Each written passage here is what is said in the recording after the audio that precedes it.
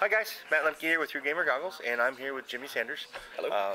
From Mythica Gaming. Mythica Gaming, but I was actually introduced to him through Legendary Games.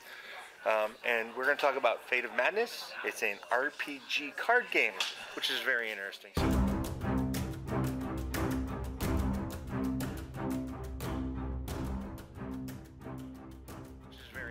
So, how'd you get started doing this? So, crazy Gen Con story as those always happen. So I was out late one night at a Gen Con party and met up with Legendary Games business manager Rachel, and she saw one of my other games that I designed, and she was interested in having me do some design work for Legendary, because Legendary is an RPG publisher, and they were wanting to branch into board games and card games and things. And so she asked if I'd be interested in utilizing some of their IP, intellectual property, and create a card game for them so as to have a broader range of products. So I sat down with them, looked through a whole bunch of their different intellectual property between their different book series, and I settled on their Gothic horror book as the one to base everything off of. And then I took a whole bunch of their pre-generated characters, such as these guys right here, along with some of these ones over here, and started working on a game. And so this right here, Fates of Madness, simulates a sort of a dungeon crawl adventure mini episode, so to speak. So when you're looking for a group to play and you just don't have a full 2, 3, 4 hour long time, you can sit down 20, 30, 40 minutes and play through a quick little RPG experience.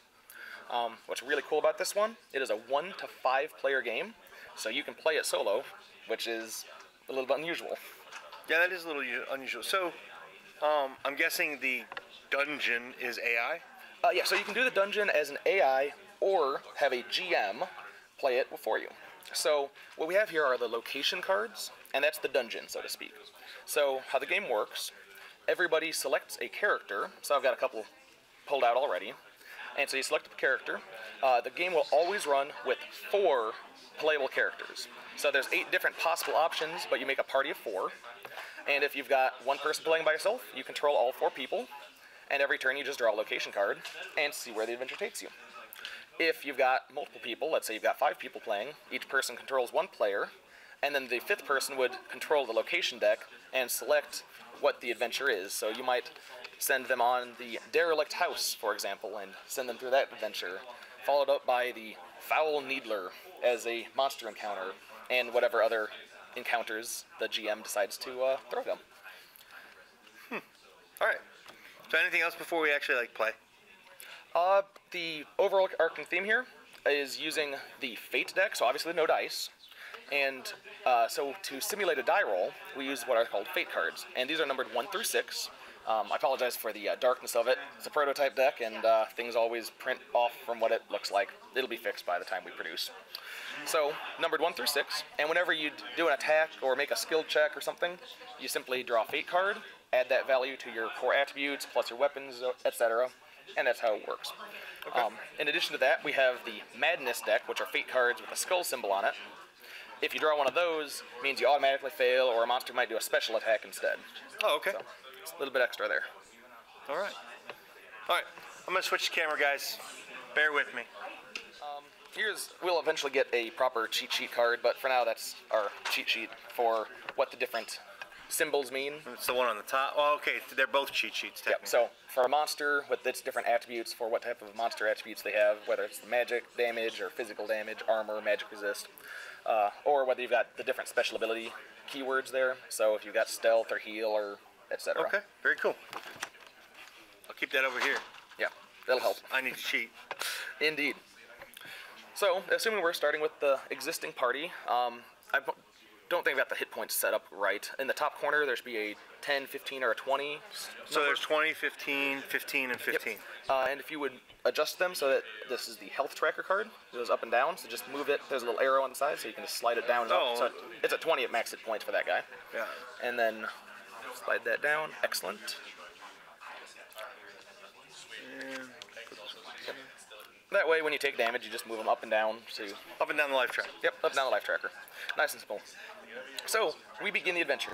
We've selected the characters. The characters have their health tracker cards that also designate party order. So this is player 1, player 2, player 3, player 4. At the bottom of the card, it also lists what equipment cards they have. That's what we have right here. So everybody's got their equipment, starting equipment assigned to them. After you get that, you can set the extra character cards off the side. You can set the extra equipment cards off the side. They're out of play. And we'll come back to these big boss monsters in a little bit. So, to begin, after we have our setup, we draw a location card. So, we draw our location, which happens to be the derelict house, I believe is what we have. Yep, that is the derelict house. An unnatural storm forces the party inside. Splintered and missing floorboards create gaping holes. Event. So, how this works, every scenario location, which is what we have here, you have the initial event, and then you have a post-event action after it. So all location cards, you have your event, then post-event after. So this event, there's a symbol on there that says if you have stealth. Yep, that's stealth. That's the stealth. Right there. Means you automatically succeed. You don't fall through the floor. If you don't have stealth, then you have to do a DC agility check, is what that little symbol means. If we look at our cheat sheet, it should be the, I think it's an arrow symbol. And we got that more clear by production value. Well, I see a bow and arrow, Yep. DC 4. Yep, and on the character card, everybody has that as an attribute. Oh, okay, on the character card. Okay, Yep. So what that means is you need to have a DC 4, otherwise you fall through the floor and hurt yourself. So we start with player 1. So he's got a he's a 1. He's got a 1. So he draws a that fate card. So flip that fate card and just set off. And that's a 1, so he failed, right? So he failed, yep. So he takes 3 damage because he fell through the floor. Ow! So he's at 17 life? Yep, 17. Player 2, does that person have stealth? I don't think they do. I don't see stealth on there. So, Fate card, yep. Their agility is also a 1, but he drew a 6. So they're good. They're good. They're good. Player 3 is the ranger. Oops. And he has stealth, I believe. Yep, it was covered, but he has stealth. He's good. And the wizard does not have stealth. That has got a cleric there. I know the art's a little bit not as. Oh yeah, that's definitely. Yeah, I can see how that's a cleric. Yep. And that's a 2 plus her 1. No, she takes 3 damage also. Exactly. So that was the event. They were sent in to this abandoned building because there was some crazy storm going on, and then they fell through. Some people fell and hurt themselves. Now we move to the post-event action. Okay. So the post-event action, every player gets 1 action. Okay.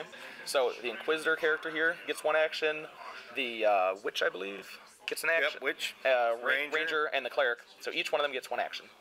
You have 3 choices when doing a post-event action. You can either do one of the listed at the bottom of the card options. If you have the skill Alchemy, you can make a potion. So the witch has Alchemy, so she can make a potion. Or if you have Heal, like the cleric, you can do a heal check to heal people. Okay. And so each player gets 1 action. So in this case, the Inquisitor, starting with him, player 1, he doesn't have stealth, so he can't take the first option. His second option would be a DC 4 agility, I believe, again? No, it's DC 5. Oh, DC 5, okay. So even harder. And if he succeeds, the little coin symbol, that means draw a treasure card. Okay. If he fails, he hurts himself again. For 3. For 3. So you can either send him on a wild goose chase through a building, and he might succeed and he might fail. There's a risk if you want to. Well, I guess he'll succeed. He'll succeed. He'll try. He'll try anyways. With a 5, he succeeds. Oh, he succeeds. Yep. Because 5 plus 1, 6. So he gets a treasure card. So he gets a treasure card. So we draw a treasure. Which is, in this case, is plus 1 armor. Yep. And anybody can use that one. So it's just a ring. So he can either use it himself or give it to somebody else. But he can have it for now. And then the witch. She has alchemy. She has alchemy. So she can either gamble or just make a potion. I think she'll make a potion. Yeah, I agree. Smart. I think that's the smart, safe thing to do. And her potion is plus 2 to magic resistance. Yep. Cool picture. Oops. Right. Go back there with her. Yep. And we'll get to what potions do later in the game. The ranger has stealth. So he can just auto-succeed and doesn't have he'll stealth. auto-succeed and draw treasure, which in this case is a ring of resistance. No proficiency required. It's plus 1 to armor. Probably magic resist, I think. Oh, yeah, magic resistance. Okay. And the cleric, She could heal somebody. So, because we've got 2 people hurt. she can heal herself. She can heal herself. So how we do a heal check is you draw a fate card plus the wisdom score, which is 4 in her case. Which is 5. Okay, so 1 plus 4 is 5, so she heals up to 5 hit points, although she was only hurt 3. So she goes back to 15. it goes back to 15. And we have finished that scenario. So now we continue on our adventure.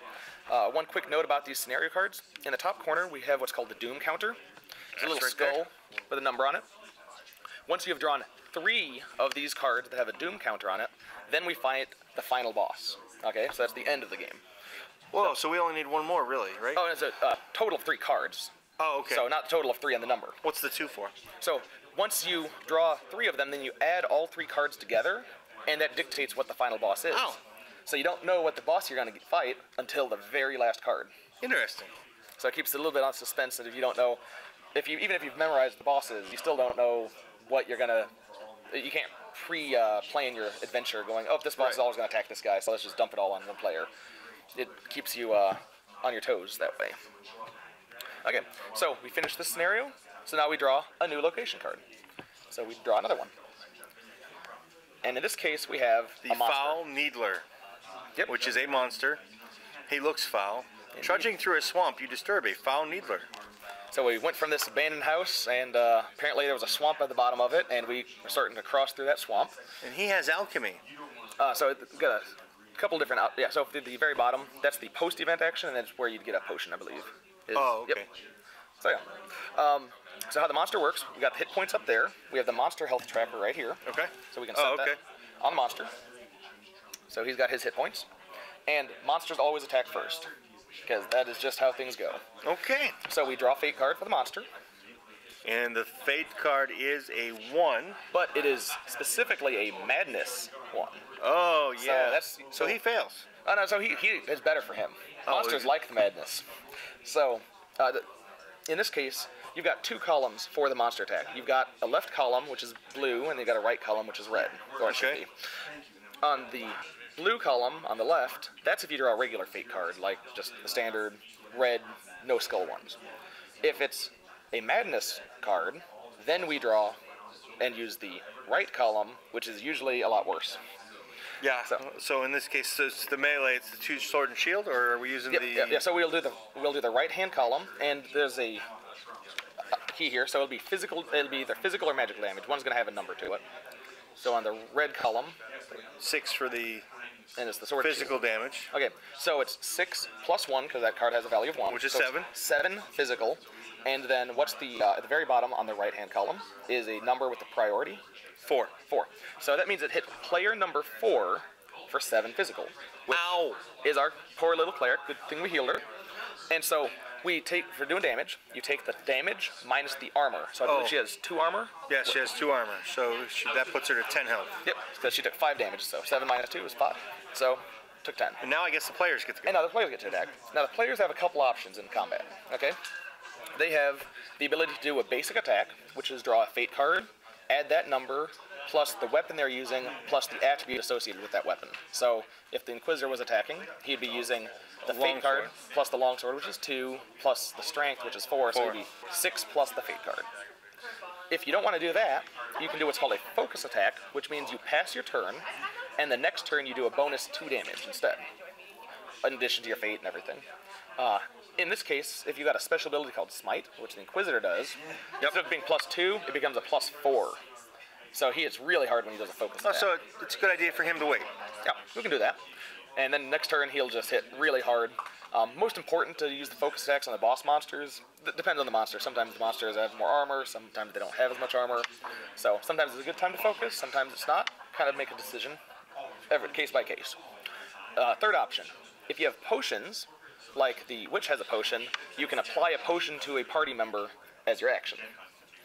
So it's basic attack, focus attack, or apply a potion to either a partner, or you got acid as well as potions that you can throw at monsters to burn a monster. So we got a couple choices. You want to focus with him? I guess, why not? Let's learn how to do it. Okay, we'll practice the focus on him. That'll be a big, amazing attack later. So he's focused. Then player 2, I believe that's the witch. So let's just have her attack. Okay, she attacks. So she draws a fate card. Her strength is a 1. Does she have a weapon? So she's got Burning Hands as a spell scroll. Okay. And she has Spellcraft, which means she's allowed to use it. So she's got a magic attack she can do. Okay. So she does 2 intelligence plus 2 on the spell scroll, so that's 4 magic damage plus the fate. Which is 1. Okay, so it's 5 magic damage. And how much magic resistance does he have? You can reference the chart there for magic resist. 3. 3. Okay, so she did 5 magic damage. He has 3 magic resist, so he takes 2. Okay. He's at 15 life. Excellent. Now we move to the next player. What do we have here? The Ranger. Ranger has longbow. Now a cool thing about the longbow, On the card, it says Plus with 2, a plus 2, plus 4. With a at the very corner, it's a 4+ on it. So if he draws a 4, 5, or a 6 on the fate card, he does the high damage value. Oh, okay. If he draws the low cards, then he does the low. So he sort of has a critical hit kind of built into the bow system. So is that his Dexterity based. So it'll be 3 plus a minimum of 2. Exactly. So we'll see what the fate is. It's a 3. It's a 3. Okay, so in this case, he uses the low number. So 3 plus 3 plus 2 is 8. 8. Minus the monster's armor. Which is 6. So another 2 more. 2 damage. Yep. Slowly but surely, we're working through them. And the cleric. Cleric has a mace. Yeah, she's not very good at combat. So what we might consider as, she's got 6 armor, right? Yes. So she has 2 strength and a mace of 1. So she has 3 plus the fate card. If she can't do at least 7 damage, she doesn't even hurt him. So if she just attacks regular, she has to draw 4 or better on the fate card to even do damage. So she's probably better off focusing because otherwise she probably won't even hurt him. Right. So let's just have her focus for this round too. Okay, so So, so that comes focused back and focus to and the monster. monster. Yep. So the monster draws a fate card again. So what does he get? a 5. Oh, that hurts. So in this case, it's not a madness. So we use the left-hand column. And what type of damage does he do? Melee. Melee, physical damage. Yeah, which is a 0. So the next one down then. It'd be magic probably. That's priority. Sorry, one above it.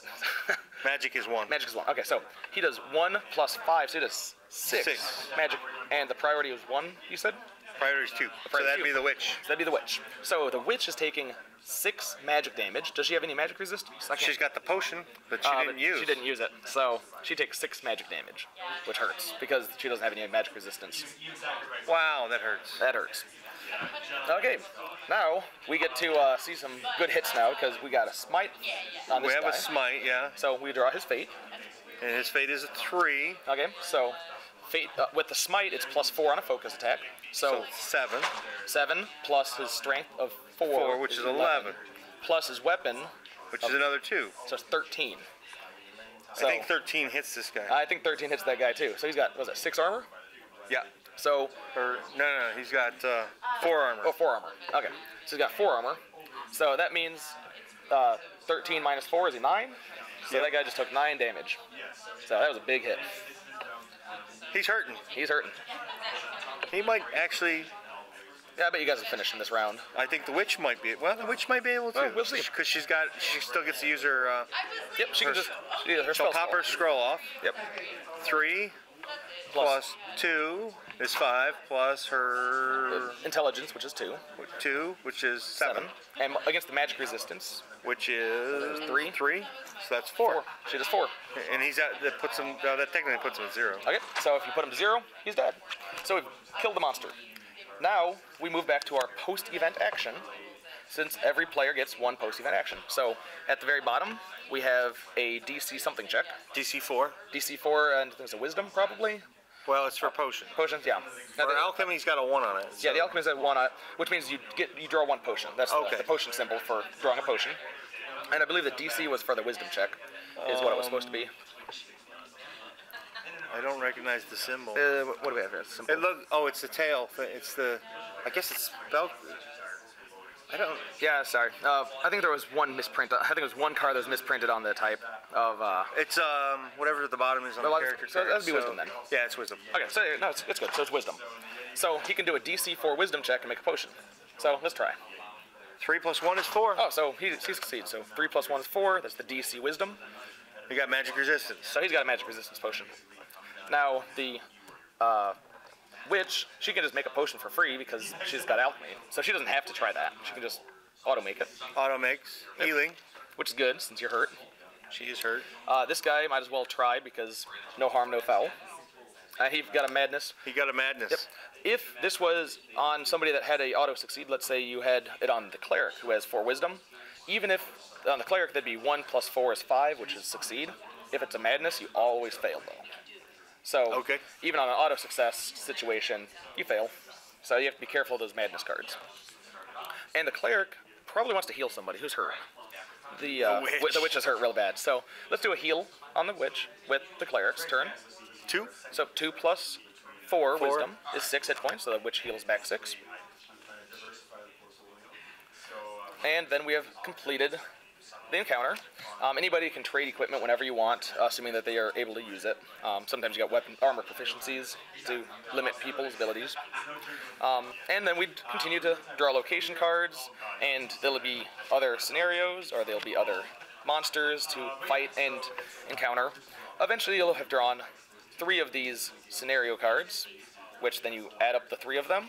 And you hit the boss. And then you hit the boss. And the bosses are big and scary. They have lots of hit points, and they have lots of damage. And usually they have some special things, such as this guy here. He's the meanest of them all. He's a big, scary boss. His damage is EP on that. It's every player. So, oh, he's got a breath attack. Yep. So every single player gets hit when he attacks, and so you just have to hope that he draws 1s and 2s, because when he draws a 4 or 5, everybody just gets hit. That's real a pretty hard. neat little game. Yeah. So yeah, if you finish it up, if all the players survive, you win the game. Well, at least one player survives. If you kill the boss. Usually, kill the boss, you win. If you kill the boss, you win. Usually, if somebody, let's say we were fighting that one monster, and he'd like hit the witch a couple times, and she died. That basically means they're unconscious. If they go to 0 until end of combat, they can't be revived. They're just out of it. And then any form of healing will bring them back up into active healing ability to do stuff. So you can use healing potions, or you can use a healing skill to revive players during combat. But once you get to that boss, it's when you're down, you're down. And all right, yeah. Very cool. Thanks, man. Thank you. Thank you. It's a nice little game.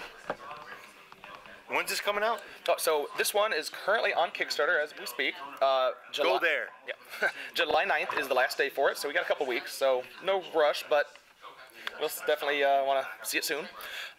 The estimated ship date is December 1st. We'll see how things go. You never know. Shipping can sometimes, especially in this day and age with crazy nonsense. And monsoons. And yeah. Tsunamis and hurricanes. Yeah, exactly. So, but our projected is December 1st. Hopefully we can get it by then.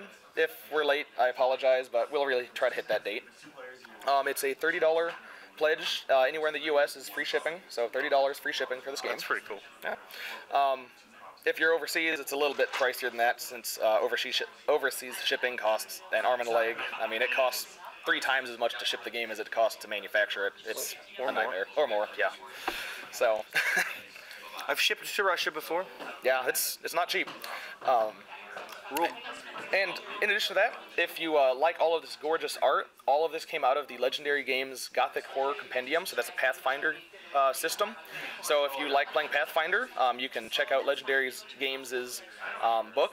We also sell that at a discount on the Kickstarter with it. So if you want to pick up the compendium with it, you can pick up the book that all of this amazing art comes out of, along with all of the other fun scenario things. I did my best to try to keep the core feel of these characters, but obviously it's not Pathfinder. It's a simplified version. Yes. Because we didn't want to try to play Pathfinder in a card game. That would be a little bit bulky and take a lot. A little. So, all right. Bye, guys. See ya.